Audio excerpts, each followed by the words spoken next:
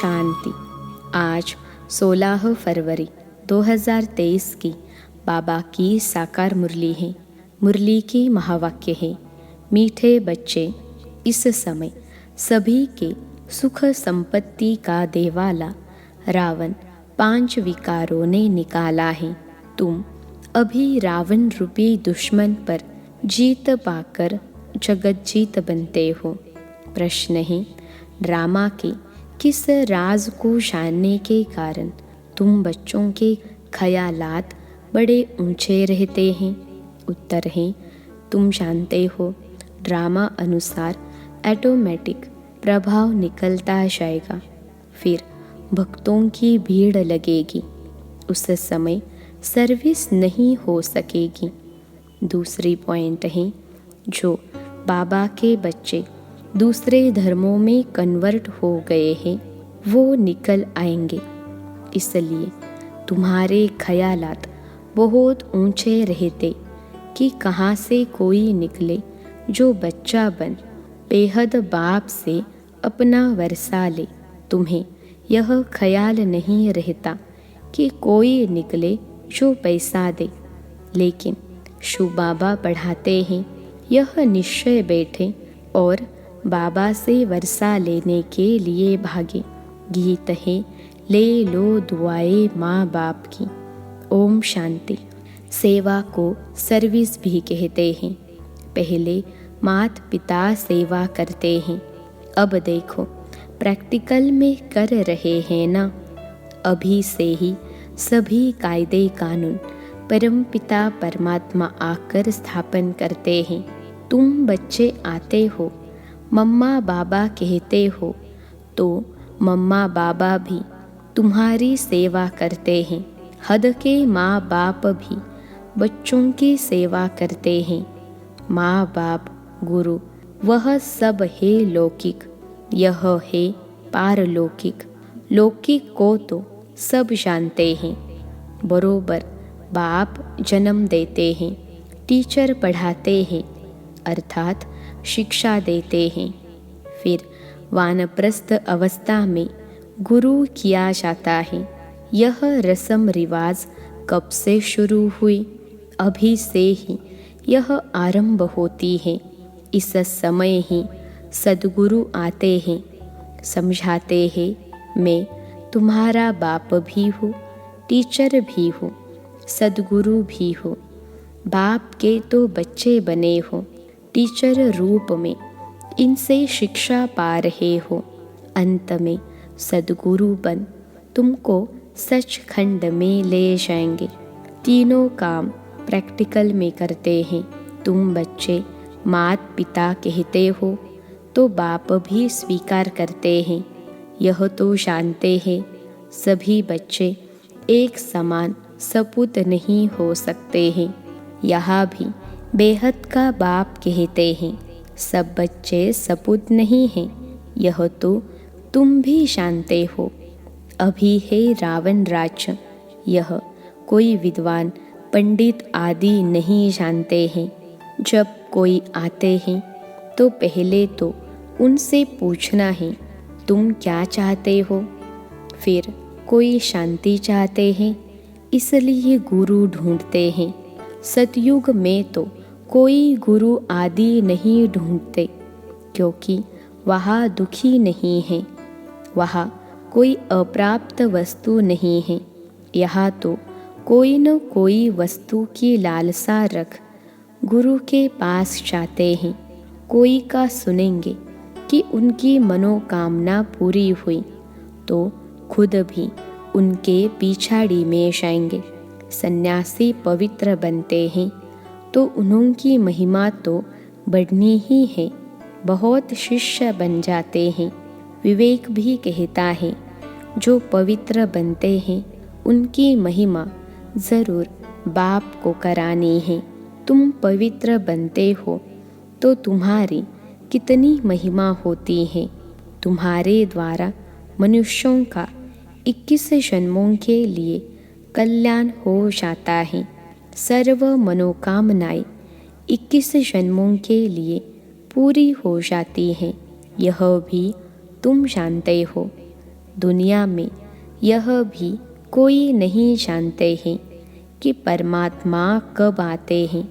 जगत अम्बा कौन है जिस द्वारा हमारी सभी मनोकामनाएं पूरी हो जाती हैं। अब सब घोर अंधियारे में हैं। यथा राजा रानी तथा प्रजा, पहले कम अंधियारा होता है, फिर कलयुग में घोर अंधियारा होता है।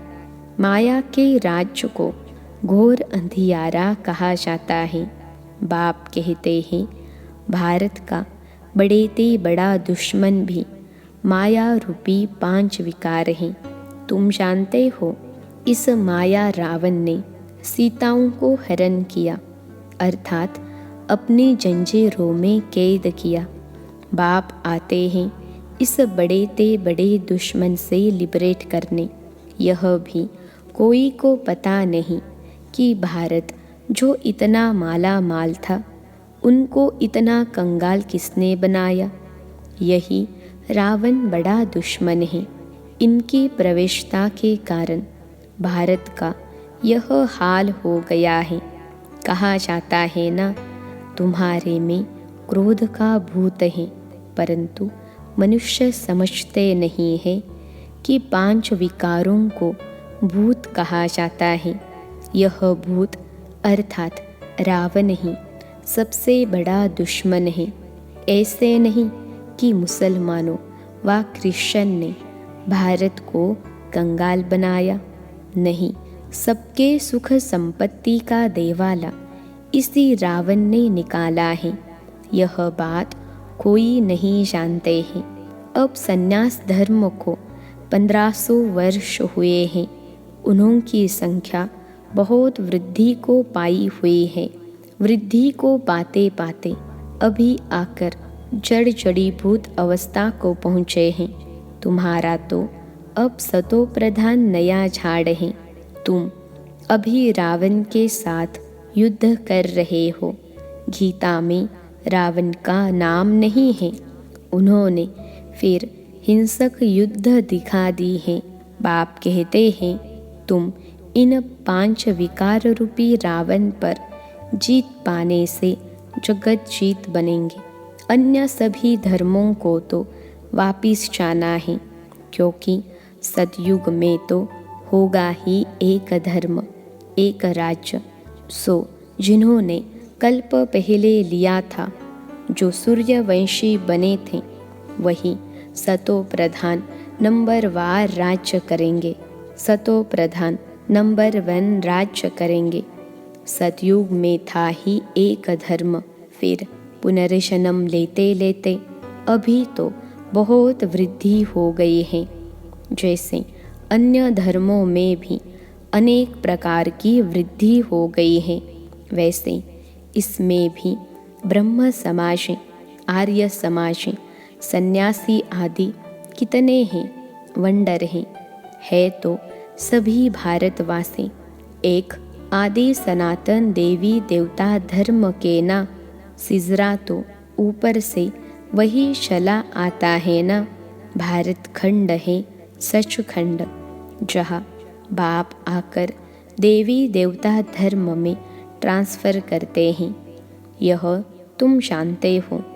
पहले 7 रोज भट्टी में रख शूद्र से ब्राह्मण बनाना पड़ता है। सन्यासियों को तो वैराग्य आता है। जो जंगल में चले जाते हैं, उनका रास्ता ही अलग है। घर बार छोड़ जाते हैं, उनको कोई तकलीफ नहीं है। हाँ, मनसा में तो संकल्प आएंगे, काम विकार से तो छूट ही जाते हैं। बाकी क्रोध आता है, उनमें भी नंबरवार तो होते हैं ना। कोई उत्तम, कोई मध्यम, कोई कनिष्ठ, कोई तो एक कदम डरटी भी होते हैं। सतयुग में भी भल सुखी तो सब होते हैं, परंतु नंबरवार मर्तबा तो है ना। सूर्यवंशी राजा रानी प्रजा, चंद्रवंशी राजा रानी प्रजा, उत्तम, मध्यम, कनिष्ठ तो होते हैं।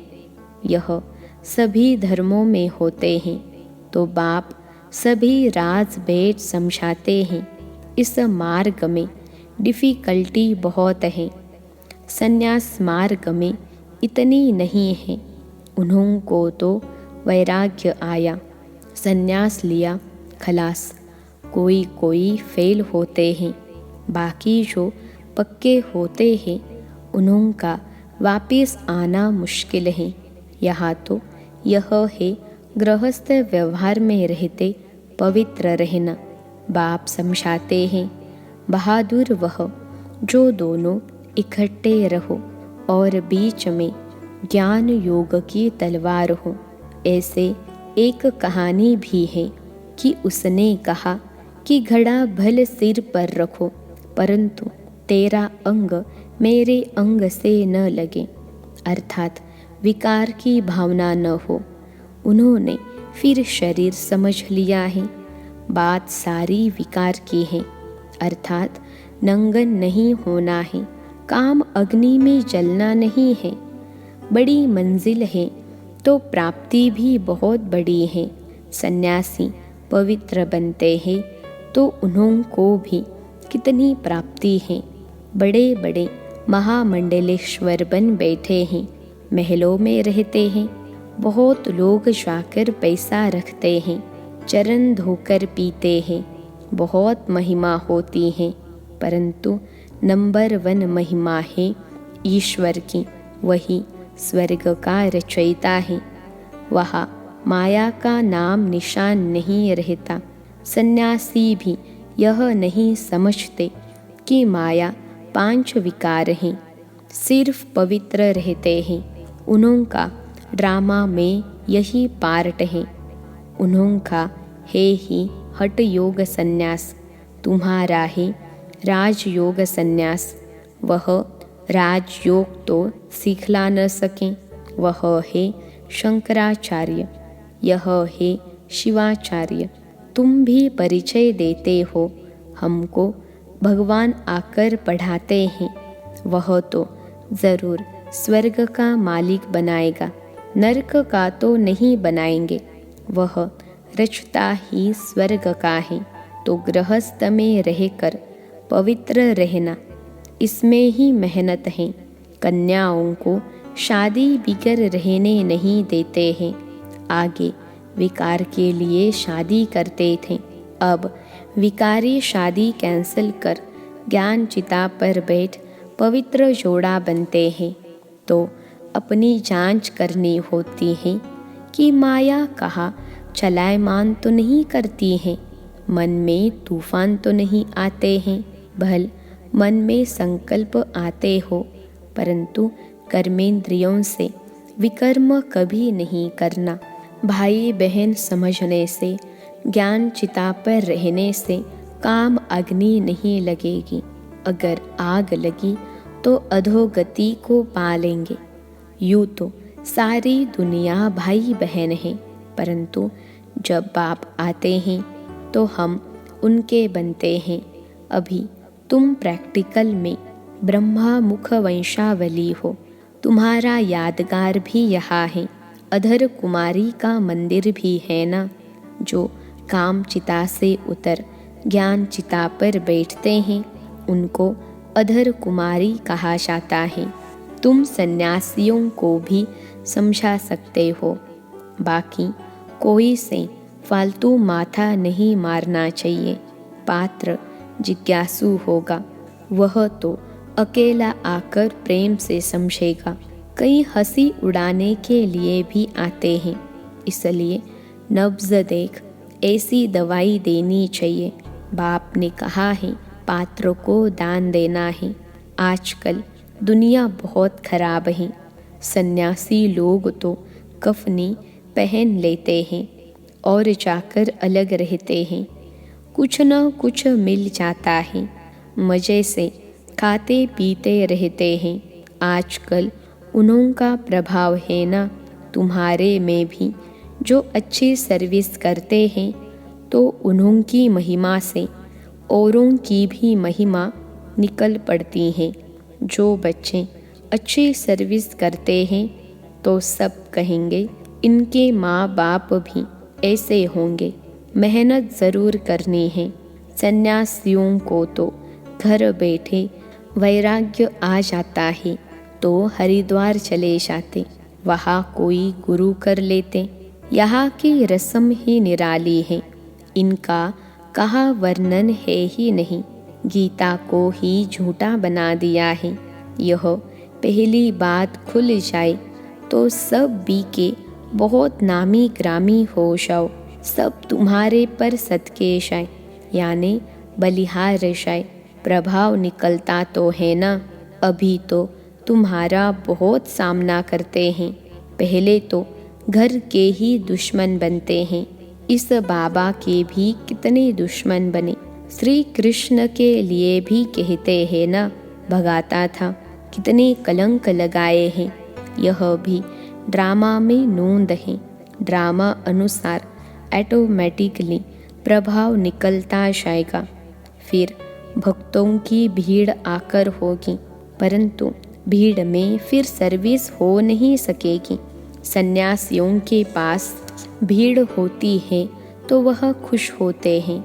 यहाँ तुम जानते हो, कोटों में कोई निकलेगा। सन्यासी तो यही सोचेंगे कि इनसे कोई निकलेंगे जो पैसे देंगे। तुम्हारा ख्याल चलता है कि इनसे कोई निकले जो बच्चा बन वर्षा लेवे, तो कितना फ़र्क है। तुम भाषण करते हो तो जो अपने बच्चे और धर्मों में कन्वर्ट हो गए हैं वह निकलेंगे। कोई आर्य समाज से, कोई कहाँ से निकल आते हैं। तो जब फिर लोग सुनते हैं यह हमारे धर्म का ब्रह्मा कुमार कुमारियों के पास भाग गया, ब्रह्मा कुमार कुमारियों के पास भाग गया है, तो समझते हैं हमारी नाक कट गई। इसमें समझाने की बड़ी युक्ति चाहिए। पहले तो बाप का परिचय देना है।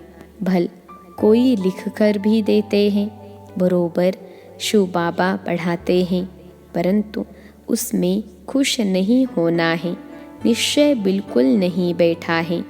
भल कई बच्चे पत्र भी लिखते हैं, परंतु बाबा लिख देते हैं तुमको निश्चय बिल्कुल नहीं है।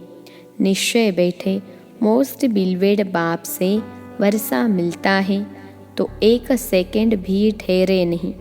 विवेक कहता है कि गरीब झट भागेंगे, साहूकार कोई बिरला निकलेगा, साधारण कुछ निकलेंगे।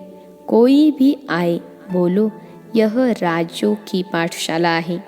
जैसे डॉक्टरी योग वैसे यह राजयोग है, जिससे राजाओं का राजा बनना है। हमारा एम ऑब्जेक्ट है ही मनुष्य से देवता बनना। अच्छा, बाप दादा का मीठे मीठे सिखिलते बच्चों प्रति नंबरवार पुरुषार्थ अनुसार याद प्यार दिल पर वह चढ़ते हैं जो पुरुषार्थ कर आप समान बनाते हैं। बाकी बाप सभी को प्यार तो करेंगे ही। अच्छा, रूहानी बाप की रूहानी बच्चों को नमस्ते। हम रूहानी बच्चों की सिखिलते रूहानी माता पिता बाप दादा को याद प्यार, गुड मॉर्निंग और नमस्ते बाबा नमस्ते। धारणा के लिए मुख्य सार पहली पॉइंट है, कर्मेंद्रियों से कोई भी विकर्म नहीं करना है। ज्ञान और योग बल से मन के तूफानों पर विजय प्राप्त करनी है। दूसरी पॉइंट है, सेवा ऐसी करनी है जिससे माता पिता का नाम बाला हो, सबकी दुआएं मिलती रहें। आज का वरदान है, अपने अनादि स्वरूप में स्थित रहे। सर्व समस्याओं का हल करने वाले एकांतवासी भव। अपने अनादि स्वरूप में स्थित रहे। सर्व समस्याओं का हल करने वाले एकांतवासी भव। विश्लेषण है, आत्मा का स्वधर्म, सुकर्म, स्वस्वरूप और स्वदेश शांत है। संगम युग की विशेष शक्ति साइलेंस की शक्ति है। आपका अनादि लक्षण है शांत स्वरूप रहना और सर्व को शांति देना। इसी साइलेंस की शक्ति में विश्व की सर्व समस्याओं का हल समाया हुआ है। शांत स्वरूप आत्मा एकांतवासी होने के कारण सदा एकाग्र रहती है और एकाग्रता से परखने व निर्णय करने की शक्ति प्राप्त होती है, जो व्यवहार व परमार्थ दोनों की सर्व समस्याओं का सहज समाधान है। आज का स्लोगन है, अपनी दृष्टि, वृत्ति और स्मृति की शक्ति से शांति का अनुभव कराना ही महादानी बनना है। अपनी दृष्टि, वृत्ति और स्मृति की शक्ति से शांति का अनुभव कराना ही महादानी बनना है। अच्छा, ओम शांति।